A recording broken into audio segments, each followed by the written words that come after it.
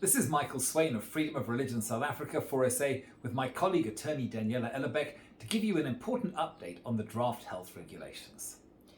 Now, while most people breathed a big sigh of relief when the Minister of Health repealed the regulations that limited public gatherings, restricted travel, and enforced mask wearing, they may have failed to notice that he did not withdraw the draft health regulations.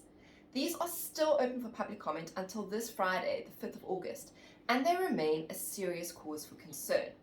Now, as Rosa has pointed out from the beginning, these draft health regulations, which are issued under the National Health Act, give sweeping and unaccountable powers to the Minister of Health. The Minister can literally impose regulations and place restrictions on every aspect of our lives, simply by declaring any disease to be a notifiable medical condition.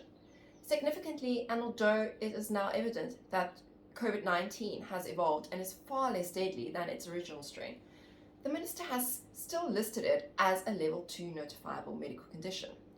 This puts COVID-19 in the same category as truly deadly diseases, such as tuberculosis, hepatitis, and leprosy.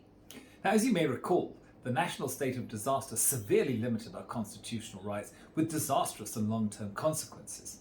However, it needed to be extended every month, and even a state of national emergency is subject to parliamentary review every 21 days. A major problem is that there is no expiry date on regulations issued in terms of the Health Act. They will be enforced indefinitely and are not subject to any form of parliamentary oversight or review. The only way to challenge them is through the courts, but this can be a long drawn-out process.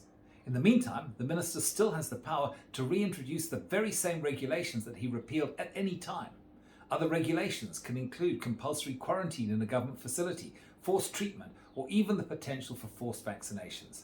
Even the worst restrictions, which we experienced under the state of disaster regulations, will be able to be implemented and enforced again, except this time without any checks or balances. 4SA has written to the Minister on a number of occasions, asking him to provide the rationale to support the listing of COVID-19 as a level 2 notifiable medical condition. We also challenged why, given that there is evidently no longer anything approaching a health emergency, the draft health regulations are even necessary. We further asked for the department's reasons for not withdrawing these draft health regulations in their entirety, and why the department did not put a time duration on COVID-19's listing as a notifiable medical condition in terms of the regulations. Importantly, we also asked the department why it has failed to amend Regulation 20 of the existing regulations, which makes a contravention of these regulations a crime punishable by up to 10 years imprisonment. 4SA therefore strongly encourages you to make your voice heard on this important matter before the deadline of Friday the 5th of August expires.